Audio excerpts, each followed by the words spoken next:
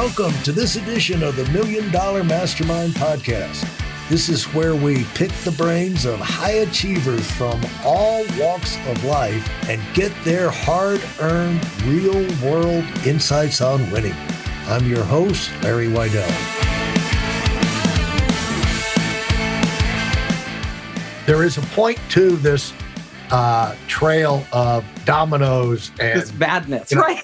Yeah. Rambling on it. The pattern is so much of this is what life is. You know, if you're a CEO, if you're trying to get things that you're in charge, yet so many times you get put in situations where you have incomplete information. You're not really trained for it, but you got to get it done. You know, there's no other options. You got to come up with something. But unlike your father's world, most of these things, to get through the day, you know, all you got to do is get through the day and be moving in the right direction. And to get through the day, usually, even if it's totally unknown, it's not rocket science. You can ask, like you asked the other writers, you know, they knew where the scripts were, whatever. Yeah, exactly. You know, all you needed to do was find out where the scripts were for that day, you know, to get through that part. Right. Or ask my friend advice on which and then person when you to can't cast. do another thing, somebody outside the company, you know, your friend, and because everybody, there's always somebody who knows. There's nothing, you know, it's Ecclesiastes. There's nothing new under the sun. Yes. And if you ask, you can get answers. And so being thrown into that situation where you're super uncomfortable, you're on the hot seat, but you got to get an answer. You don't have to get the answer for the rest of your life. You don't have to solve all the world's problems. You got to get through the day and set yourself up for success tomorrow. But it's amazing how that can domino into success just by making right choices. And you were figuring that out as you move forward. And then you can find out is you know, you get established. And this is survival mode. You know, but if you take survival mode seriously, like you did, then you work your way in a position where other options start to show up. They're not going to fall in your lap, but they'll show up and opportunities will come where you can go pursue them and you can start moving into, I equate it to like you have a dart and you're throwing your dart at the target on the wall and there's rings, you know, just get the dart on the wall. And then you can always move it in closer the next time. You know, you can move it a little closer, and get closer to the bullseye. Exactly what was happening. And, you know, when I went to the chairman of Sega, what he said is, I want to bring you over to our Japanese headquarters because we've been looking to bring somebody from Hollywood over to Japan. So that job led directly to the next job. I wouldn't have had that opportunity if I hadn't taken the chance. And I was always pushing myself, right? Like asking for more than I thought I could even handle, but not being afraid to do it because I knew you'll either sink or swim. And if you don't swim, you're never going to make it in this industry. And I think that's true for any entrepreneur, any business person, and anybody who wants a great career. And that was the benefit of you putting together all of those plays and everything growing up as a youngster, because you faced all kind of challenges there and learned how to solve problems and come up with solutions. So in a sense, you were training yourself for the real world. You know, that was probably the best part of your education you had growing up, you know. And I am a firm believer that, you know, when I look to hire people, and I do that a lot now, I run Founder Space, a global startup incubator and accelerator. I work with startups all over the world. This is what I do. Very different from what I did in the past. Right. But when I hire people now, I want to see that they've done exceptional things, that they have gone out and really pushed themselves to try to do something that's out of the ordinary. Because the people who do that, they end up more often than not doing exceptional things for your company because that's the type of person they are at their core. Yeah. And it's kind of like if you get somebody who's had a little opportunity and not given much of a chance, but they swole up to the limits of what that position did, you look for the patterns. Yes. Do they maximize the opportunities they've had in the past? Not really how high they went, but did they maximize the opportunity they had? Because if that's their tendency. So if I can get them into a bigger opportunity, their tendency is going to be to continue to grow on up and mushroom and not be stall out for lack of motivation, because Right. that's And I will tell you, there's two types of people in the world. Speaking of motivation, there are people who you have to motivate to make them work, like it, and there are people who are totally self-driven and self-motivated. And yeah, honestly, for key positions in your company, for leadership positions, for positions that are going to make a difference, you have to hire people who are self-motivated, self-driven, will push themselves. Because you, honestly, you can motivate people for a short time, but if you spend all your time hoping to motivate your employees, you have the wrong employees, right? right. You need employees who are going to take it on themselves, do it and do it better than you could ever do it, because that's their focus.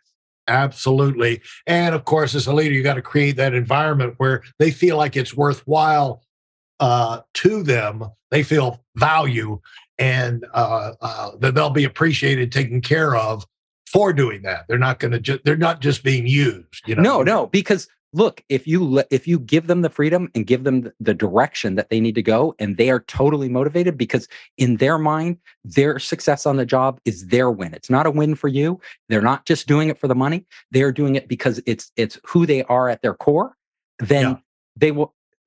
All you have to do is point them in the right direction. They're going to get it done. They're going to figure it out. And the appreciation and approval of the higher up is critical, but also there's got to be some kind. It's got to be some financial incentive in there. They've got to feel they got to be rewarded. Well, whatever their reward. So different people have different motivating factors. Like for me, my big reward at that time, and it changes over time, was I wanted to do something creative, right? I wanted to make my name in Hollywood. That was my reward. The money didn't matter to me as much because I was at the beginning of my career. I just wanted to break in. I wanted to make a name for myself. Other people, the cash, like you get a salesperson, a great salesperson, they might be, they're like, great salespeople are like cash registers, right? They tally up their worth by how much they're pulling in, right? What their commissions are. So different people, different things, but you need that person who does have that oversized motivation that's aligned with what you need them to do. Absolutely. And so you go, and that's a big change, going over into a different industry. And you had to reestablish yourself all again in the game industry. Yeah, so I'll finish up the story and I'll make it quick, because so basically I said yes. This would be awesome to go to Japan, be like an amazing experience. Video games, they're up there with films and my passion. And I haven't tried that industry. I'll learn an enormous amount. And my assumption, remember, this is the early 90s. My assumption was that games are going to be bigger than movies. Everybody thought I was crazy, but I was like, no. I know games. They're going to be bigger than movies. Sure enough, they are. They gross more. So I went back to Chuck and I'm like, Chuck, I'm going to quit. I'm going off to Japan to make games. He just looked at me like, this is the early 90s. He was like, Hoffman, are you crazy? I gave you a huge opportunity. What are you talking about? He just couldn't believe it. And I was like, no, I'm going to do this. I really believe the games are going to be bigger than movies. It's like, Hoffman, what are we going to do without you? And that was a real compliment, because I always thought I'd get fired. And I was like, and I started to think, I was like, you could hire my brother. And my brother was in Hollywood at the time. He wanted to be a music producer, but he was working at a record store. Like he had a dead end job, right? He had nothing. And he's a smart guy, but it's hard to break into these industries. Here I was, I was broken in, and I go, you could hire my brother. And he looked, your brother? Of course, we'll hire your brother. We want another Hoffman. So he walked right into my job, and I flew off to Japan. I worked in Japan for another year. I'm a very restless guy, right? So I only another year. After another year, I was like, this is a Japanese company, right? I'm never going to make the type of games I want to make. I'm more like a consultant telling them, what do Americans think of this? What do Americans think of that? And I was like, I have to start my own game company. And that was the beginning of my entrepreneurial career. I left Sega, went back to basically San Francisco, and I launched my own game company. And literally, I thought, well, what game could I make that would be really cool and is also within my budget? Because I had no money. I was an indie, right? Like I had just the money I'd saved from these two jobs. And I was like, and I'd only worked 2 years since college, so it wasn't a lot of money. I was like, I'm going to make a game that teaches people how to be entrepreneurs. which is ironic because it's what I do today, running a startup accelerator. Funny. And I'm going to call it Gazillionaire. And I'm going to make it the most fun game anybody ever played, but they're also going to learn to be entrepreneurs. And I literally sat down, coded that whole game myself because I went to engineering school.